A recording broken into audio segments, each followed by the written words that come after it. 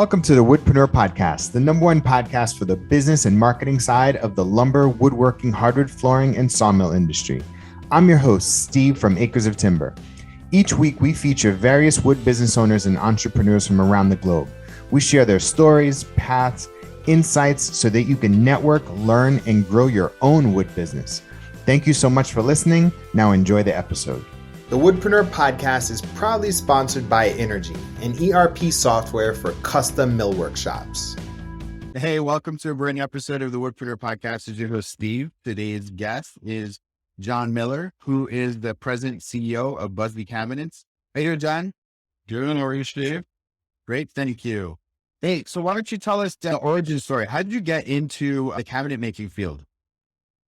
Well, I graduated from college with a degree of business administration and finance, and I originally started in commercial real estate and then bounced into commercial banking, lending, got into a position with GE Capital, where Jack Welch was the CEO at the time that he was dedicated to Six Sigma training, which was my first kind of introduction into kind of operational improvement world. And then in 2006, I had an investment in a cabinet company in St. Louis, Missouri. And the timing was not great, but it was a great learning experience and got me interested in the industry. And I've always been an amateur woodworker, building furniture and cabinetry for my own home. And I love the industry. I've always been interested in it. And in 2008, I was approached by a college friend who had a small business that was a real niche business. It was a company that was manufacturing fiberglass insulated shelters for industrial uses like natural gas and wastewater. And he was frustrated with the lack of progress in building his business.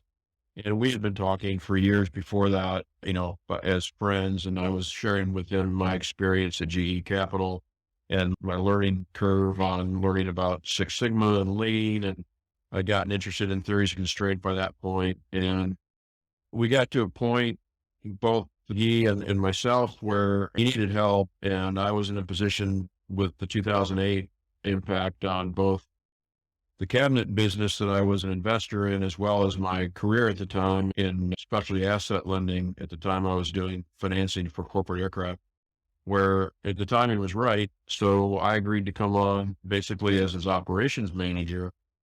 And over time, took over running the company on a day-to-day basis. And he essentially became, I wouldn't say an absentee owner, but he became more of just kind of an owner. Did he take almost like a chairman role to it? Yeah, that would be a good description. He was, obviously involved in the business, and he was kind of did this classic takeover, the guy that started the business and loved getting his hands dirty and was into all of the making the molds and the fiberglass and that kind of thing. So my job was to build the business and work on it, put into place, a plan to grow it, and then operationally get it to a point where it was what he wanted it and what we all envisioned it could be.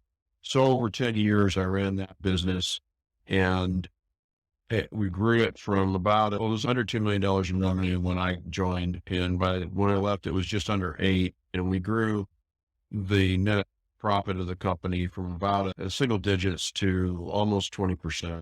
So it was a great experience. And in the process, I got to really apply all of the things that I had been learning and interested in, both through my experience in the finance world, as well as my experience at the cabinet company, and apply them directly to a company that was very successful in terms of growing it, making it profitable, and putting in place a lot of the principles that I had felt were genuinely the right way to run a manufacturing company. And that proved out to be very successful. And then in that process, I came to the conclusion that my goal would be to find a business of my own to run and to operate, and started my search probably about 3 years before I bought Busby Cabinets. And I was looking at two particular industries. One was the composites industry, which I would have 10 years experience in, and in the cabinet company, the residential cabinet millwork world. So started talking with Jack Busby, who was the founder of this company and have been running it for almost 40 plus years when I came across it. So he and his wife, he started in his dad's goat barn here in Alachua County in Florida and grew it to, we've got 4 locations throughout the state of Florida, have just under 70 employees, a 35,000 square foot facility here in Alachua where we produce everything. And he had really built himself a very nice niche in the luxury residential cabinetry and millwork world. And it checked all the boxes when I was looking for a company, one that had been started by somebody, run by someone, and had reached a point where then I could come in and apply the things that I've learned in my career to help grow this business as well. So That's amazing. So you had some background in manufacturing, the composites, finance. So you definitely approached it from the head perspective, right? Like not necessarily, yeah. like maybe a little bit of the heart, right? But what was it about this particular niche that kind of drew you to it? Was it, obviously it does seem like there's some scale to it, right? But like what really drew you to this particular segment of manufacturing? Well, I think the thing that was most attractive about it was that the company had established a very strong brand in the niche that we are in, and that there was in place a lot of things that I had on my checklist of things that I wanted. I wanted a very strong brand. I wanted a niche company. I wasn't looking for, a huge monster that would be beyond my abilities to manage and to run, but also was ripe for developing the business itself to be more professionally managed, entrepreneurial than kind of a mom and pop. And it kind of met those criteria. It was kind of in that crossroads of, hey, this company has grown, very, very well over the last 30, 40 years. And it's time to put in place more structure and more organization around this niche, and then to eventually hopefully scale it. And we had a large group of people that had been with this company for 15 plus years. My entire senior leadership group, the one that had the least amount of tenure when I bought the company had, I think it was 12 years of time with the company. And most of the senior leadership team here has in excess of 20 plus years. And some of them actually started right out of high school working here. And while, they're still young, in their late 40s, early 50s, they have 30 plus years experience here. So that was probably one of the major factors that drew me to this opportunity. And it's very strong niche and brand name, and, the appearance of a very strong leadership team. So, And it was probably like you bought a winner, right? Like you said, you spotted a winner. You're like, I need to get onto this, right? well, I mean, clearly from a brand perspective, yeah, one of the things that we do and continue to really focus on is we're not going to be all things to all people. There is a definite client base that we cater to, and we're just constantly trying to improve our ability to service those people.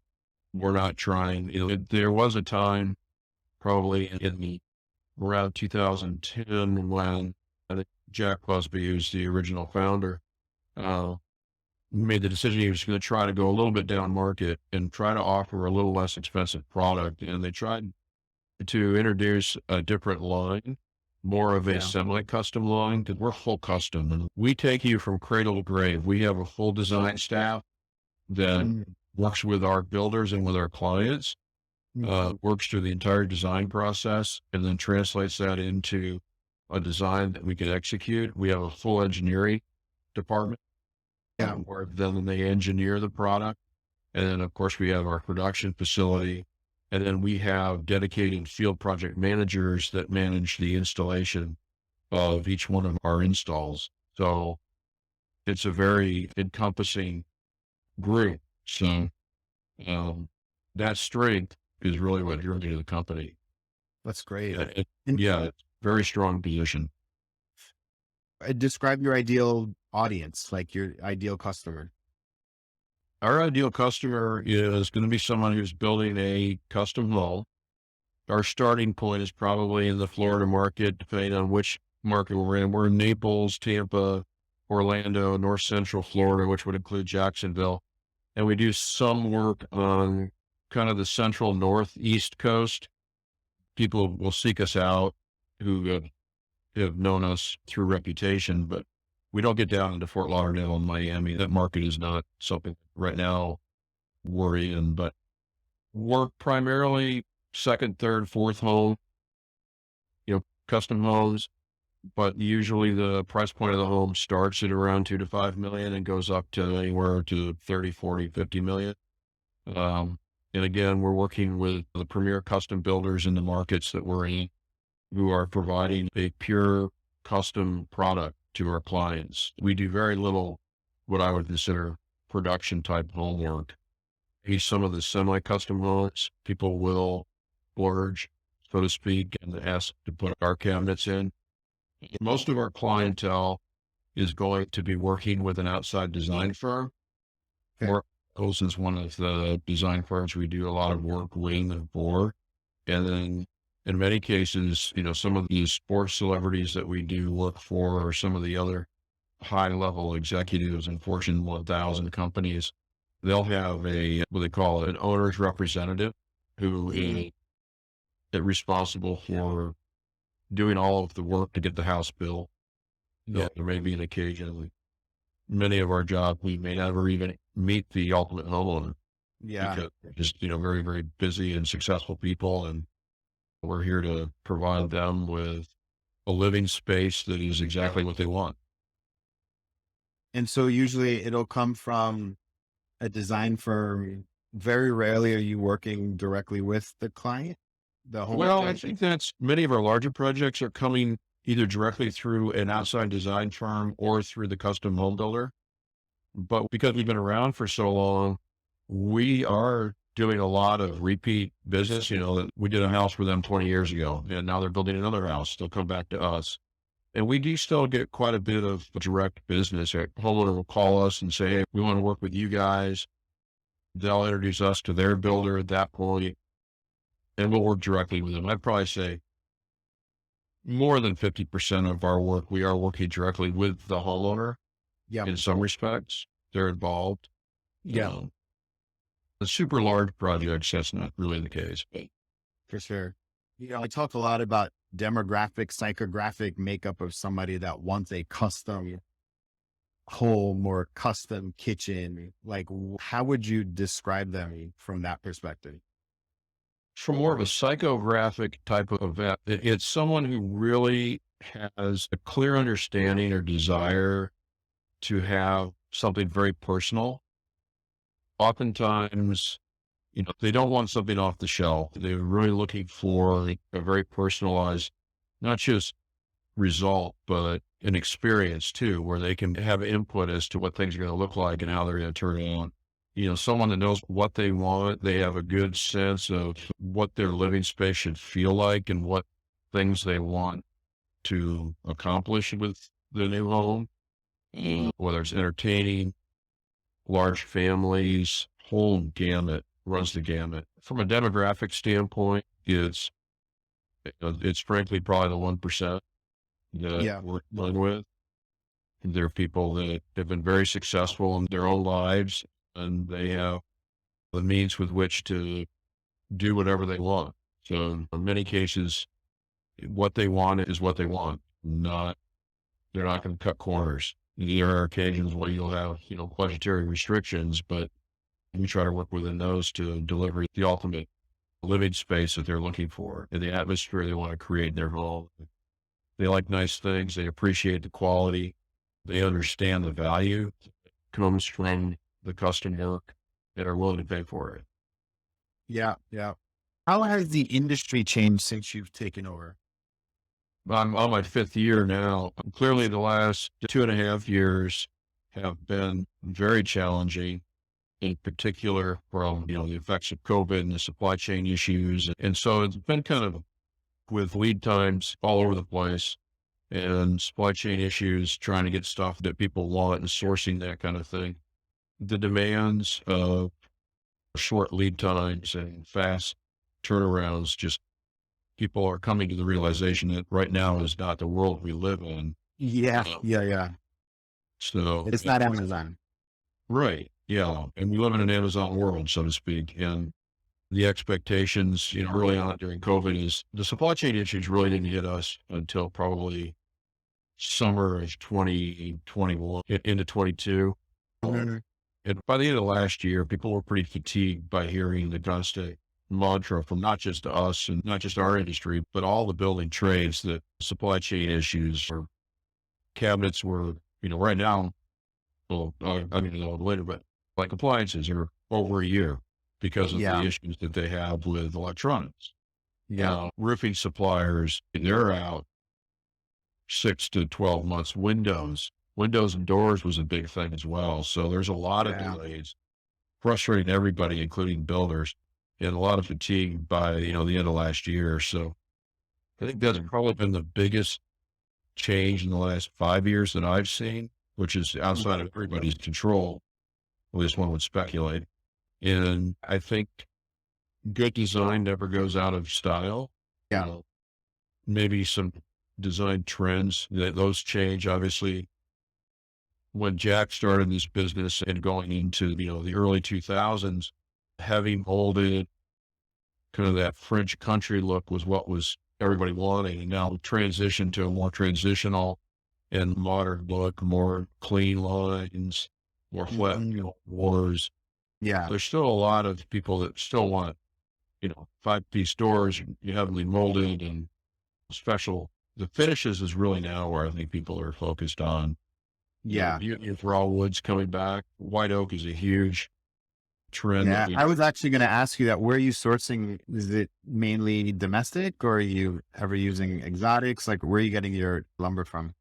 It's interesting. Good question. We buy locally. We buy the veneers from a veneer supplier. Everything we Okay. do is chosen for our jobs. We source everything by each job, with the exception of paint grade maple and pre-finished maple that we buy for the interiors of our cabinets. So Everything. it's truly custom. Not like you have a bunch of white oak and, walnut board No. laying around. No. No, Wow. no, yeah. So when we get into the whole process of getting through the design, we pick, have selections made. There are clients that will do dozens of custom sample finishes for. We have whatever you want from a style of door, we'll accommodate. Yeah. We'll source everything, but everything we source, we try to source out of the US. There are, some exceptions to that, like our functional hardware, drawers, drawer slides, and we use a company out of Austria for that. We found that that's some of the highest quality stuff. So, Yeah. but our woods are all domestics. I mean, we're not seeing, we have some Wenge that some people, the tight grain, darker wood seems to be very popular in some circles. But obviously the white oak is huge, but there's issues with white oak because depending on where the lumber is being sourced, the color, the tones of white oak is all over the board. Yeah. It's hard to maintain consistency, especially for a large amount of it, right? Yeah, exactly. Yeah. When we source it, we had several conversations. So we source the veneers, and then we have a company here in Florida that actually lays all of our plywoods up. Yeah. And, they'll do MDF core, they'll do the Baltic birch 11 ply, they'll do the 7 ply standard, do lightweight MDF, depending on what the use is, but they'll lay all that up for us. But we've talked to them about talking to our supplier of the veneers about white oak in particular is the most challenging right now. It's probably the single most demanded hardwood veneers that we're seeing. I mean, there's some walnut, but because of the variation in color, we want the veneer supplier to provide us only veneers of an olive tone coming from the Northeast. We don't want white oak coming from the South or, upper Midwest, because you get pinks, you get blondes, you get olive. And I think what our clients are looking for is a very Flat neutral, consistent, right? very consistent grain pattern, very consistent color.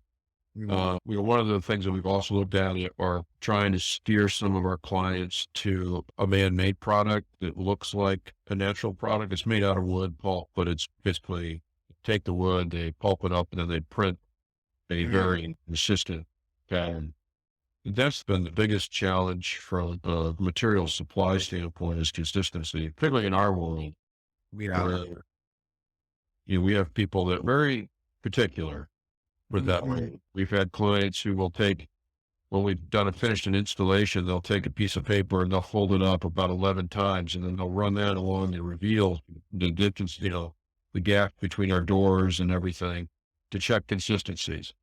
So the tolerances are very, very minimal. So, yeah. That sounds like an expensive mistake. Yes. So, yeah, when I first bought the company, we had a very expensive mistake down in Sarasota that had nothing to do with the quality of the product. It had everything to do with tolerances of those reveals. And, Yeah. some people will accept. That's insane. Yeah. I like the level of this conversation. It's because I tend to talk slabs and like uniqueness of character as being a sales differentiator and a value. Like, Right. salvage lumber, reclaim. It's all about the uniqueness and the character that helps drive the price and the value to, Sure. to the end user. Whereas, functional cabinetry, functional wood pieces, consistency is probably the value, right? Consistency and high quality is the Yeah. value that drives the purchase, right? Yep. They probably, because the kitchen is a big piece, whatever the cabinetry is a big piece of a larger designing aesthetic that they're going for. Right. So it has to be perfect, right?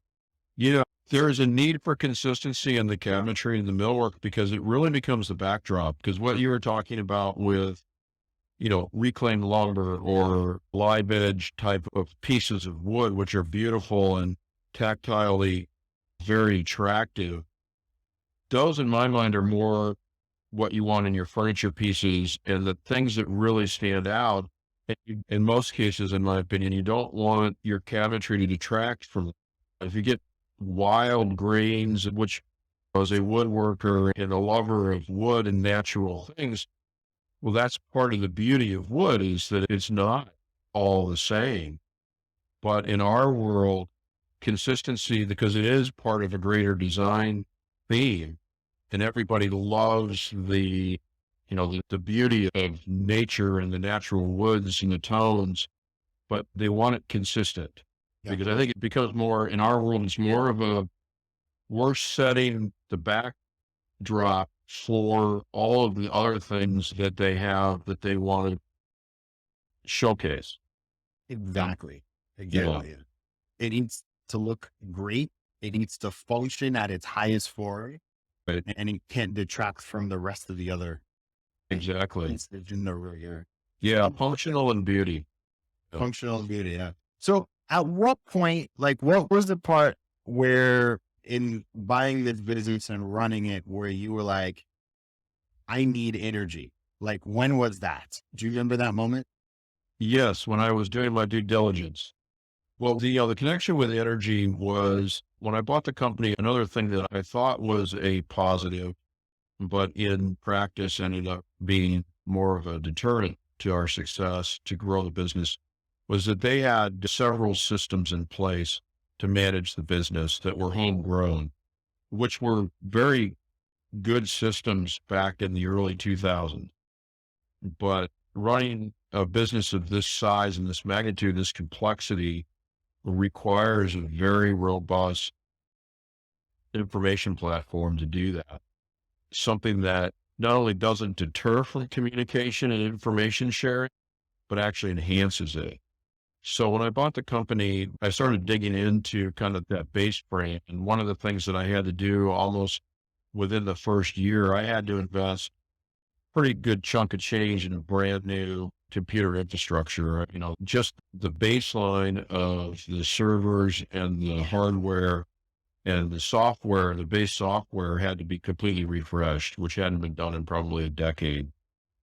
So we had to do all that upgrade. And then we started looking for a system that would replace 3 or 4 systems that we were using Probably the most generic we had was Asana. We were using that as a project management tool, as a way to capture data and communicate. At least you had a sauna. Well, right. Yeah.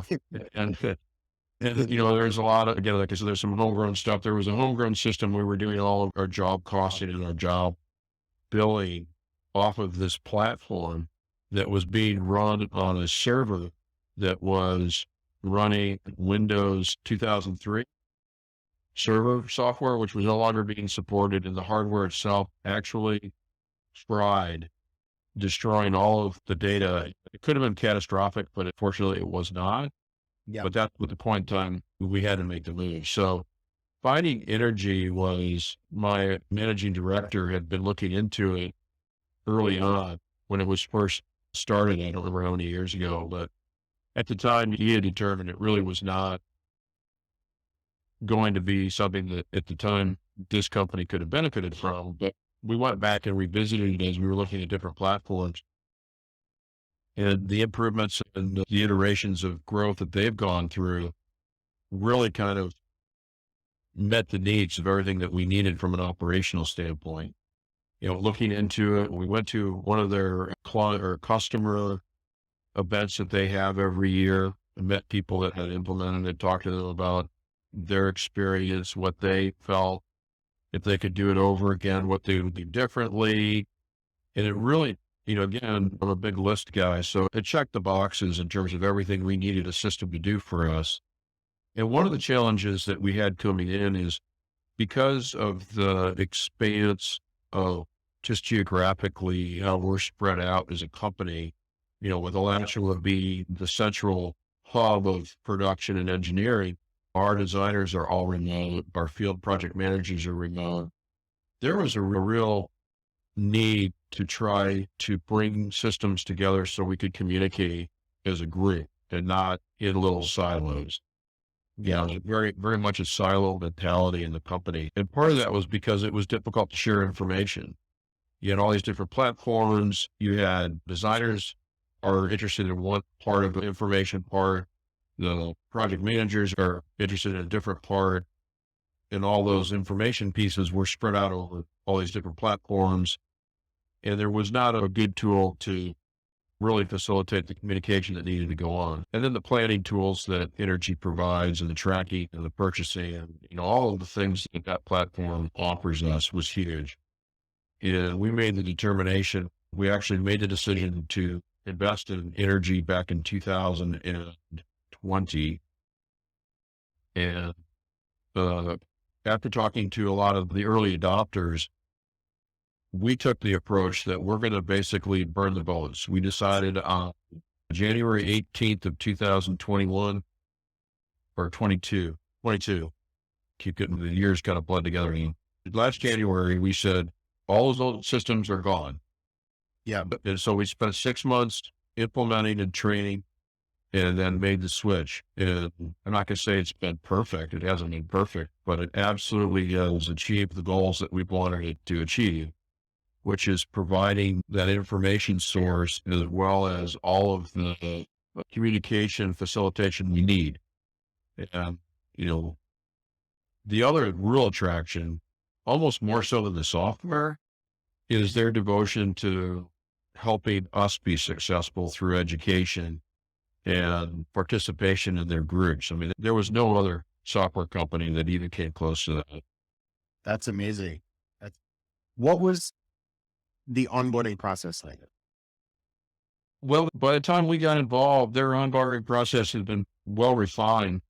We recognized that it was going to take some time for us to implement. And like I said, we spent 6 months getting it implemented, getting the data set up. They had a whole team of people with a individual that kind of spearheaded our onboarding and our implementation. We went through extensive training with each one of our groups of people so they could understand what this was going to do and how they were going to use it on a daily basis. And, Energy was very helpful in making sure that we were putting best practices forward and that we were implementing in the most effective manner that we could. Obviously, it also depends upon our people and their commitment to learning it and doing what they need to do to be successful in it. But the support that we got from them, again, was unparalleled. In my previous life as a banker and a commercial lender, I saw a number of middle market companies of similar size to ours try to implement a full ERP implementation. In some cases, struggled to the point where it almost put them out of business. So that was Mm. one of my biggest fears going into this, was that we had a partner that would not just sell us a software license, spend, 2 weeks on site, wave goodbye as they cash the check and run off into the sunset. So, Yeah. Yeah. What new things did you learn about improving from your business that you took away from your relationship with energy? well, that's a pretty broad question. There's been a lot, frankly. The importance of, I think probably one of the biggest takeaways, and it seems pretty simple when you think about it, but the importance of consistent and regular meetings with all groups to review and discuss everything that's going on in the business. Mhm. So when before implementation of energy, I recognized that installation was always a real struggle for us because of the complexity and the customization of our world. There were a number of mistakes that were happening. And so we implemented, for the first time in this company's history, we had a weekly meeting with our field PMs to go over every single job that was in process, so we could talk about issues and concerns and things that needed to be addressed so that we could stay on top of it. And then since then, we've implemented what we call, and the terminology the energy uses, is a workload meeting. Every week, every Monday morning, we sit down as a group. We've got all our designers, our engineers, people from the plant, and we go through the entire backlog of work, that's in our pipeline. Here's our pipeline. We talk about everything, what stage it's in, what are the engineers needing from the designers in order to finish their work? What do the people of the plant need in order to do their work? And those conversations are facilitated now. And I think consistency of those kinds of meetings is one of the major key takeaways from kind of what energy preaches about how to utilize their system. Yeah. Yeah. Who do you think, if there was somebody out there that's like in your shoes and obviously a different part of the country, what would you say would be the number one thing why they would need energy? So, I mean, I think you can't run your business without good information. Yeah. And good information is only as good as the systems that are supporting. Yeah.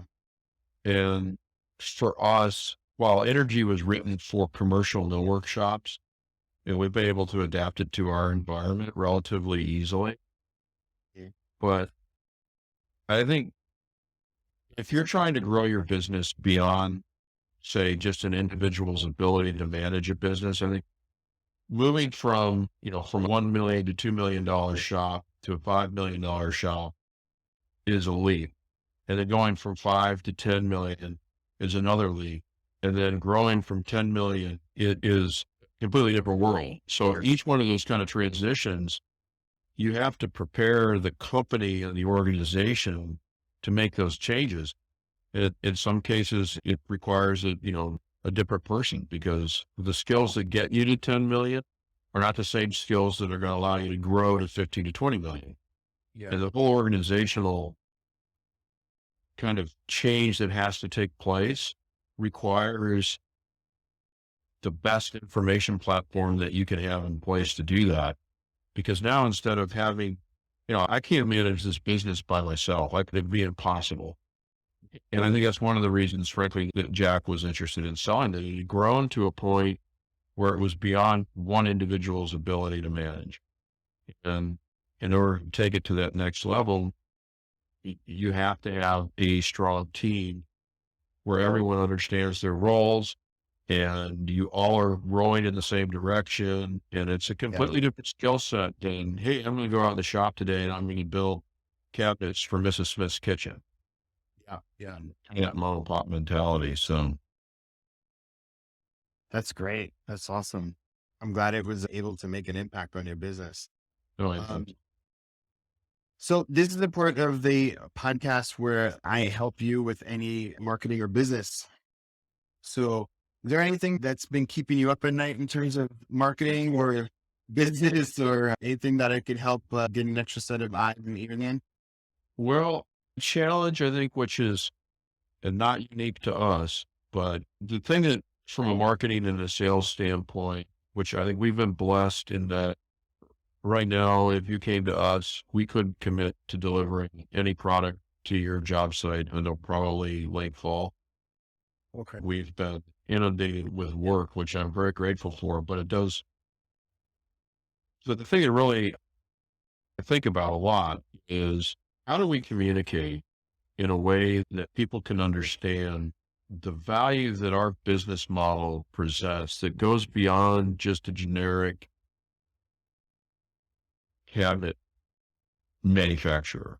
Because many times we hear, oh, you guys are, we definitely are a premium product. We do cost money. Now, when people ask, who are your competitors? In our markets, we compete against those small shops, those 5, 6 man shops that can do very high quality work, Yeah. but they don't run the gamut that we do. They don't have designers on staff. They don't have an engineering group. They don't have field project managers that manage installations. And communicating the value to people that, okay, yeah, you can go find someone to quote unquote build the same boxes that we can build. Yeah. Maybe 20, 30% less. But at the end of the day, the whole package that you get from us is worth even more than the premium that you're going to pay in your mind. Yeah. Yeah. And how do we separate ourselves from that? Because everyone wants to commoditize everybody, right?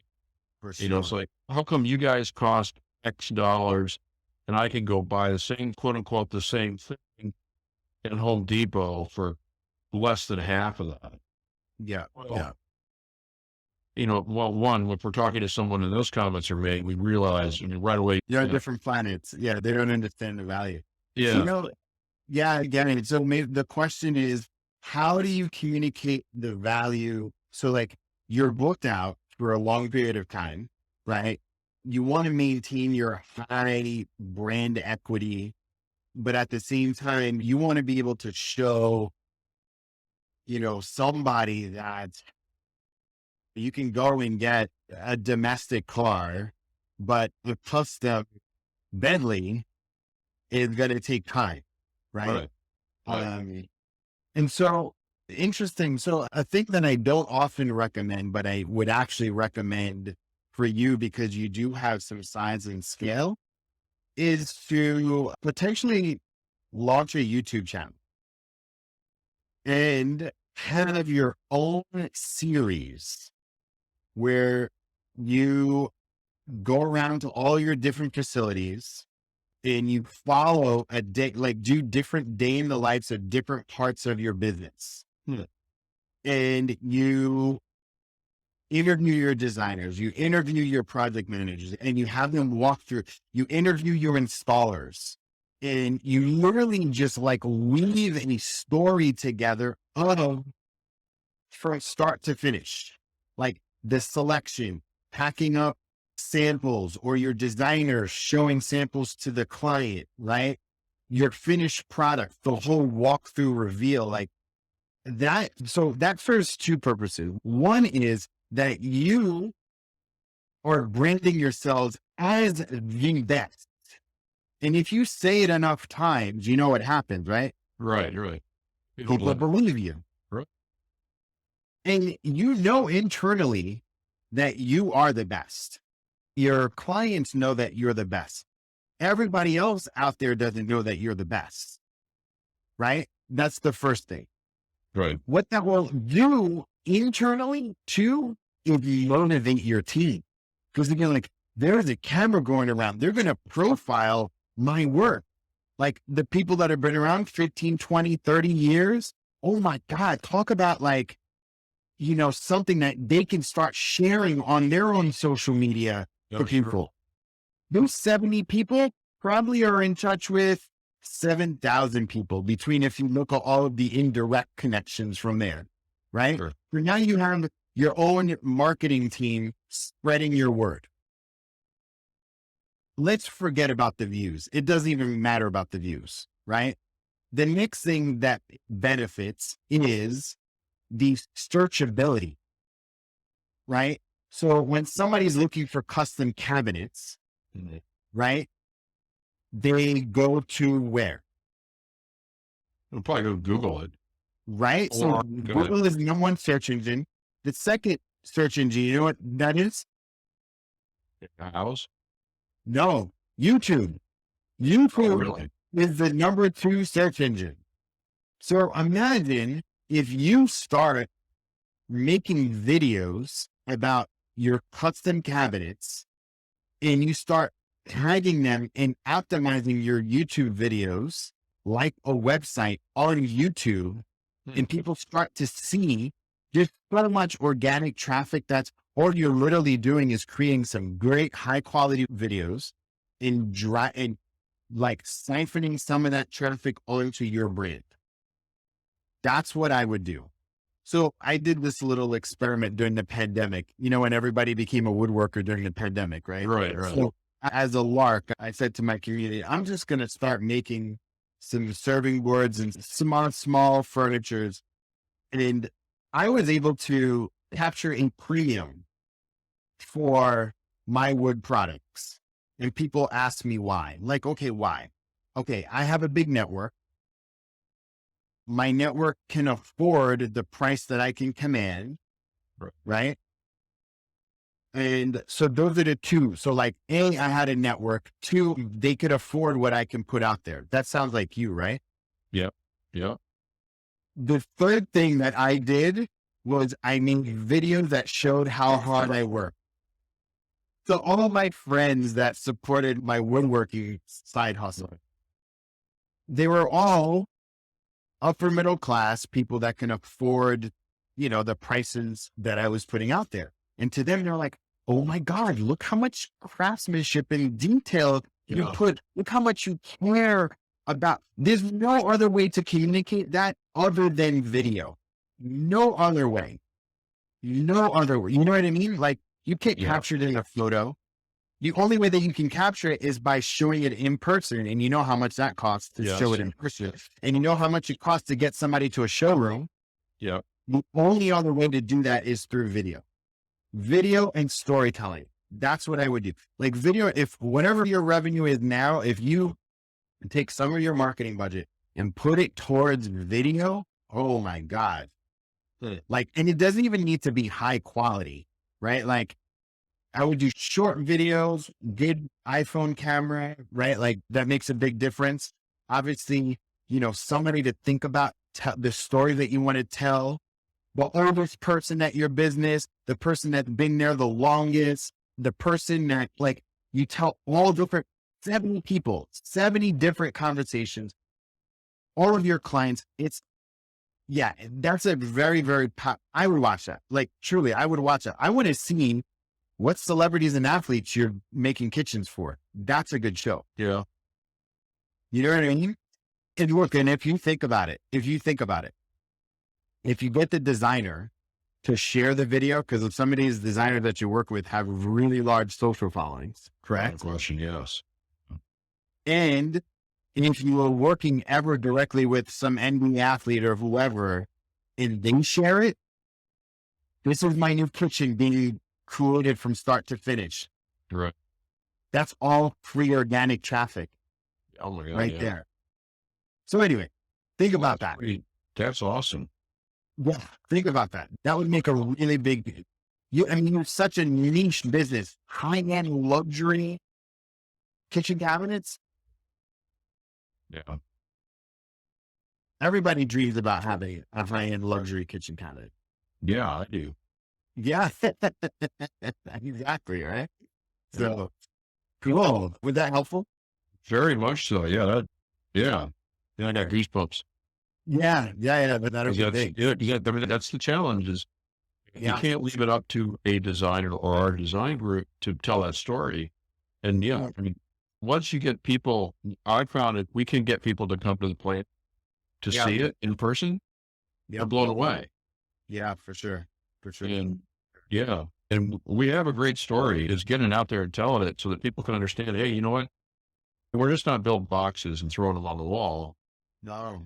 We're building something that's going to affect their living space positively in a way that, one of the things that one of my mantras here is one of our goals is that I want our clients to walk into their finished space and drop to their knees and have tears of joy because of how this is translated into the beauty that's going to be their home.